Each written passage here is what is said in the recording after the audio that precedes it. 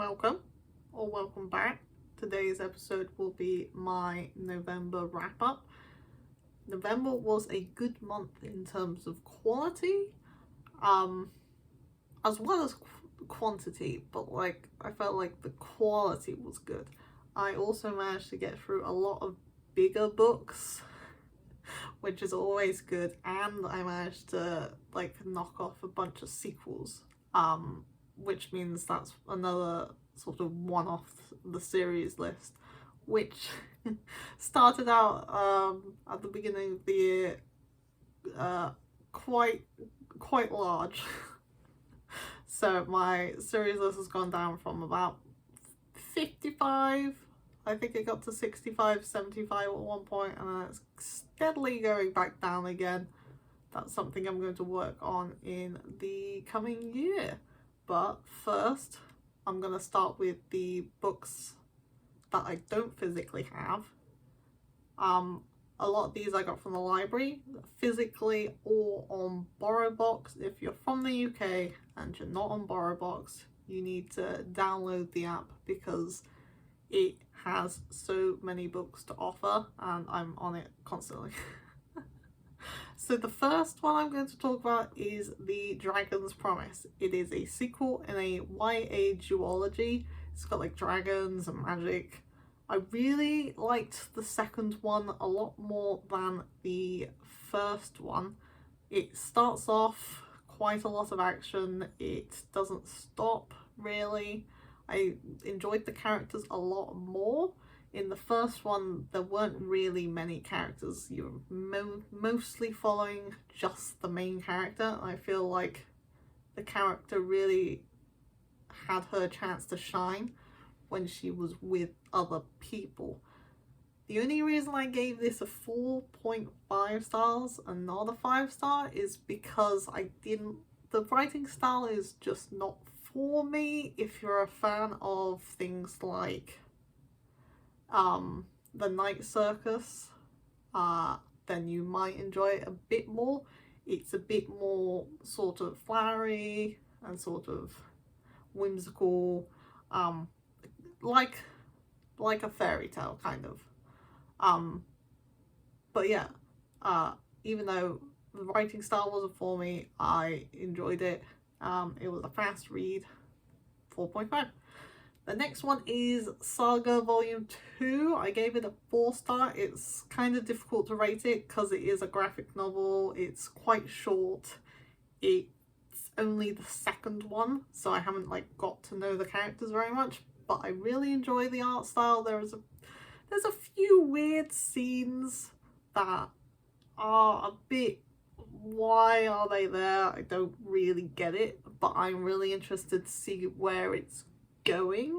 So I have picked up the next volumes and hopefully I will love it as much as everyone else loves it. The third book I got from the library is The Folding Knife by KJ Parker. Now, if you've heard of the Library of Alexandria, he raves about this book a lot. It is very different to what I usually pick up. It's fantasy, but fantasy light.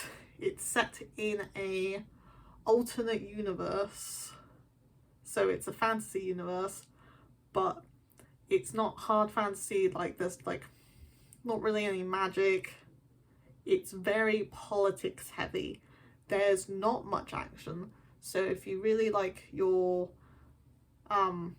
steady beats of action throughout the story, you probably won't like it, but you might like it. I like a lot of action, but I really enjoyed this.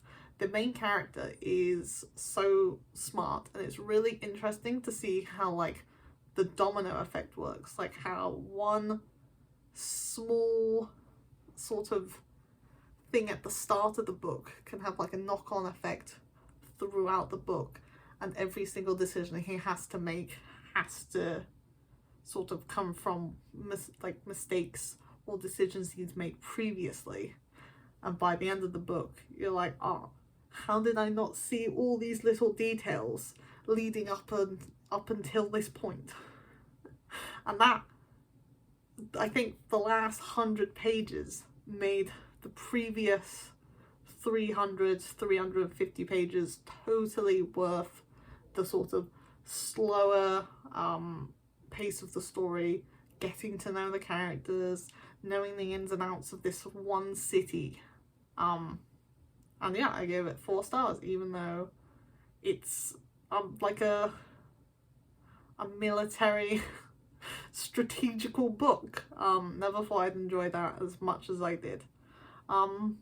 Unfortunately, the next book is like the only book I gave less than 4 stars this month, and I gave it 3 stars, and that is The Neverending Story. And this book was never ending. It felt like it was never going to end. I really enjoyed the concept, and the characters were cool, and the world was really good. But once it reached a certain point, I was like, okay, so this has happened, but we still have half a book left to go. And I was like, well, what are you going to do? And it felt like they didn't know what they were going to do either. It just felt like one thing happened, and then it was resolved, and then another thing happened, and that was resolved, and then another thing happened, and then another thing happened. And it felt like it dragged on, and it could have been resolved a lot sooner than it had been. Again, the world was cool, and I'm really interested to see the movie, because I remember watching it when I was like really small, so I have like small glimpses of memory sort of locked up there somewhere. So I think I might like the movie more, so we'll see. I'm definitely going to watch it, and I will report back. I'll let you know. The next 2 books I read like both of them in like a week, maybe less, maybe it might have been like 5 days. I gave both of them 5 stars. It is The Man Who Died Twice and The Bullet That Missed. These are the sequels to The Thursday Murder Club by Richard Osman. If you are from the UK, you will know him as that really tall guy who is on a lot of trivia shows, and he knows a lot of facts and stuff. But The Thursday Murder Club follows a group of senior elderly people, all in like their 70s, 80s. And in their retirement, to sort of get some enjoyment back in their life, they look at old police files of cases that were never solved and try and solve them themselves, sort of doing as old people do in movies and stuff, and sort of nose around and ask people questions and be like, oh, but I'm an old lady, what am I going to do? But I enjoyed the first book, but the second book I feel was my favourite. I gave both of them 5 stars, but I think the second one may have just piqued my interest a little bit, because I thought the second one had a slightly better plot. I felt like the third one kind of went a little bit all over the place. It was like a bit of a back and forth, but the second one was great. But the thing that I love the most is the characters. Now the characters are amazing. Like, each one is so distinct sort of in their personality that even though it's a multiple point of view sort of book, it jumps around a lot. You really get a feel for that character, so it's not like you're getting confused on who you're following all the time. It's very easy to sort of be like, oh, this is Joyce. Joyce is always talking about men, and she's always got her eye on someone, even though she's very loyal to her husband. And she's like, oh, he's very handsome, but he's not my type. And that's like very Joyce. And then you've got Elizabeth, who is a former agent, and she uses that to her advantage. And they're all really strong, lovable characters, and I cannot wait for the 4th book, which I think is next year, might be the year after. I think he's doing maybe like 1 a year, which once it's out, I'm definitely grabbing that. Getting to the books I own, The first book is Morningstar, third one in sort of the first trilogy. So I count this as a series finished, and then I'm going to count the next, I think, 4 books as like a separate like arc, so like a separate series on my spreadsheet, because I'm not going to start it until the 4th one we know when it's going to come out, because I've got too many series and I will get to it when I know I can sort of binge read it, because I feel like binge reading is better for me, because I kind of lose track and I get waylaid and I forget things, so I'd like to binge them all together.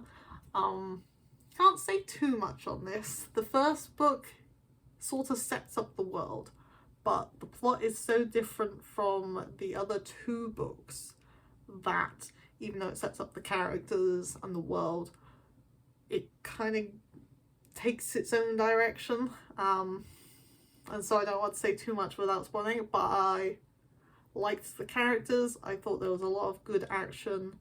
It kept me interesting the whole time. It was very fast paced. Don't read a lot of science fiction, but I would like to, and this book proves that there is good sci-fi that I will enjoy. I have read Dune previously and I hated that book. It was so boring. But I've read Ender's Game and I loved Ender's Game, so it's a very sort of hit and miss. Gotta try and figure out what I enjoy. 4.5 stars for this one, and that is the last book on my list that is not a 5 stars.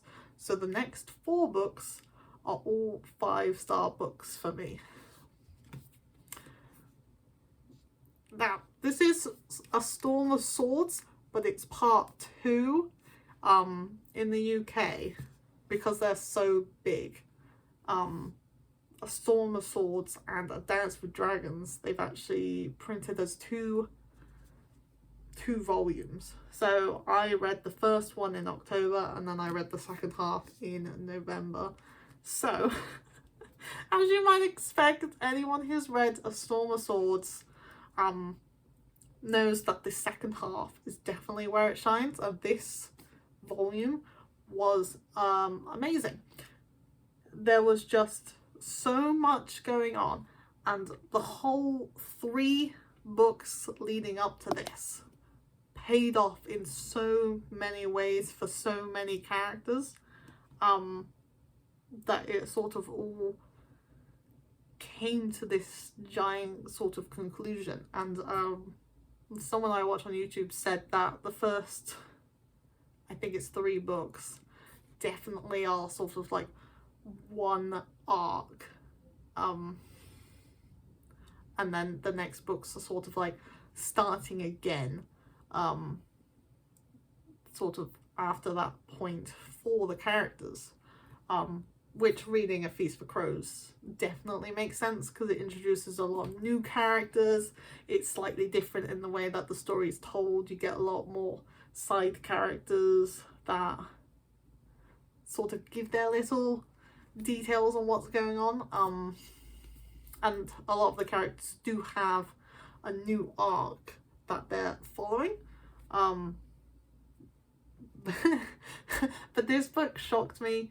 Even though I've seen the TV show, it just shocked me in so many ways. I'm like, I didn't think that would be now. I can't believe it's only been like 50 pages since the last big thing happened. And I just kept staring and being like, oh my god, like, there's just so much. And I love the way that he tells a story, and the characters are great. They're all just so distinct and have really good personalities. So 5 stars. Now the next book is Fire and Blood.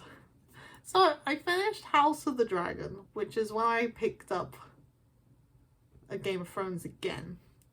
But I also wanted to read this because I love the characters in House of the Dragon so much, and it's become like my new obsession show. It's just perfect for me. Like, a lot of people probably won't like it as much. There's a few time skips that people don't like as much. But I love the characters, I love the tension. And I can't wait to see what's next, even though it's several years away. So I picked up this. I knew it was going to be a bit more like a textbook, so like it's got a lot of words on the page. And it was dense, and it did take longer than a regular book to read, but I found it fascinating to read about. And George R.R. Martin, or Germ, as some people call him, he just has created such a wide and expansive world, and it just, you can feel the depth, that how there's so much that's happening in the past that affects the future. And it's not even like it affects it a lot. Sometimes the characters just get mentioned, or it's like, oh well, this happened, or this happened, and the characters just mention it, and it just, some of the things happen in the past that like affect the future characters in like their personality. So like how someone nowadays will be like, oh, I really like Winston Churchill or something, and so that's affected them going into like a political career or something. But I've read it kind of like you would like a novel. You just read it, not taking notes or anything. I just read it from page 1 to page 750 odd. There is a family tree at the back, which I looked at maybe 24 times, because I'm like, okay, now this person's this person, and this person's related to this person. It's like, but this person's related to this person. Gets a bit tangled up, and I can't wait till book 2 of this, because it is only part 1 of 2 of the whole Targaryen history. But I really enjoyed it. It was just, there's so much packed in, and it's really good to sort of understand some of the history. And it's not like how some of our history is. It's not like this is definitely what happened, because no one can know what definitely happened unless you were there, and even then, your memories are false most of the time anyways. It's one maester telling the history, but through a compilation of different sources. So like for a large chunk of the book, he has 2 sources, which is a very pious maester, and then one of the fools that was at court. So one of them is very prude and doesn't talk about all the gossip, and then one of them inflates the gossip and sows wild tales of who was sleeping with who, and they're very conflicting reports. So you've got to sort of like pick out the bits that you think might be true, and then sort of find your way from there. And that's what I really like about House of the Dragon, because yes, it's true to what we know historically wise, but then you don't know what's going on behind the doors at all times ever, and so it sort of fills in what might have happened. And I really enjoyed this along with the show. And then also I've been reading A Feast for Crows, and it mentions some of the characters in here, and it's like a little extra tidbits that may have been passed down from like word of mouth for like the characters, which it just adds to the whole universe and the lore and everything. The next book on my November wrap up is one that I was waiting for like a year and a half or whatever.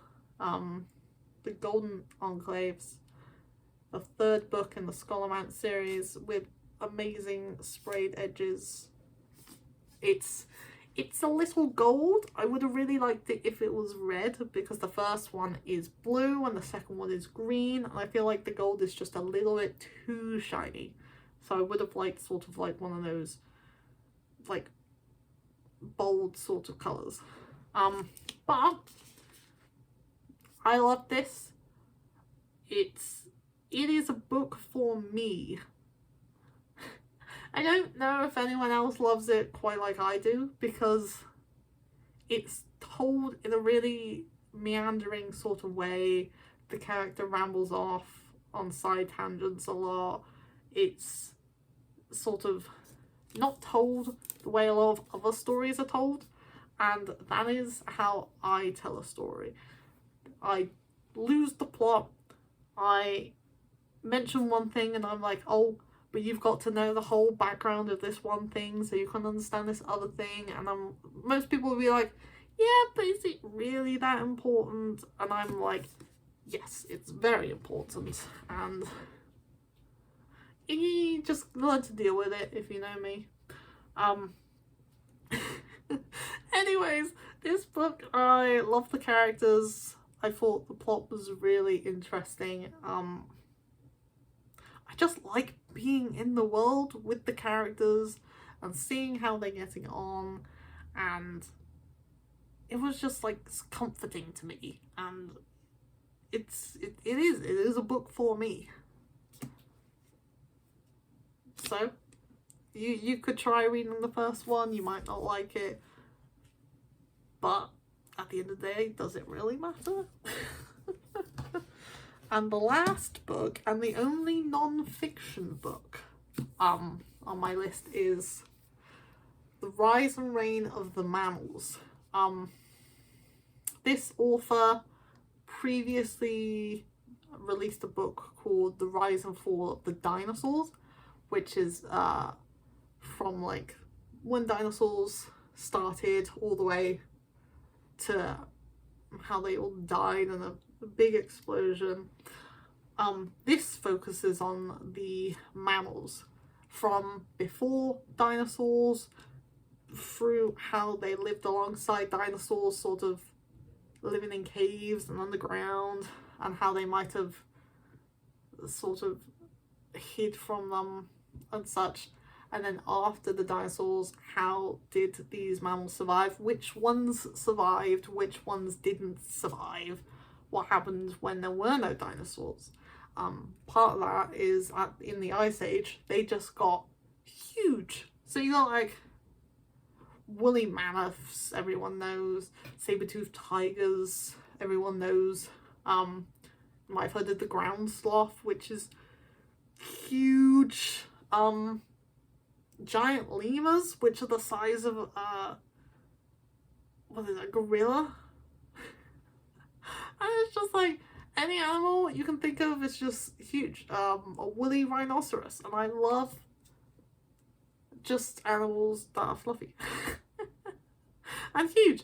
I really like this book. It's got lots of pictures of fossils, of like skulls and skeletons, so you can sort of see the progression throughout the different time periods of this is where two branches of different mammals split off, and it's like really interesting. It's even got a diagram of how whales came to be, and it's like whales are mammals, and whales are like more closely related to like deer than any sort of other animal. And it's like, how does that make sense? But after looking at the diagram of mammals before they went back into the water, because they were land animals that went back into the water, they look terrifying. And then when they started getting big and their arms started getting small, and it just looked really weird, and I'm like, that would have been a crazy animal. And then you forget that whales exist now, and if whales didn't exist, then you found a whale skeleton just like in the desert, then you would be as excited about whales as we are about like the T-Rex. It's like, this thing is huge. 5 stars. The way this guy tells a story, he tells stories along with the science. So like, this is what might have happened. Like, these animals sort of grazing, and then a volcano explodes, and this is why we have these skeletons preserved the way that they are. So the sort of mix worked really well, and it made it really exciting. I don't know how much you'd enjoy it if you aren't really into mammals, but I think even if you aren't really into mammals, then this might still be a good read. It looks big, but it's not as big as you think it is. It reads really fast, it's got pictures, and it's just good. So if you want a non-fiction, you should definitely pick this one up. And that is my very long November wrap-up. I don't know which is my favourite book, because I managed to read so many good ones. I think we all know what my least favourite book was, but the less said about that one. Focusing on the positives, I'm hoping that I can have as good as a month in December. If anything, I would like to have everything sort of ready to kick off the new year, with some really good first books in the series. Probably not the best idea, but that's what I'm doing. But yeah, let me know if you read any really good books in November, because I'm always looking to add things to my TBR. And let me know if you read any of the ones that I read, because I'm always looking for people to discuss them with. And I'll see you soon for another video. Bye.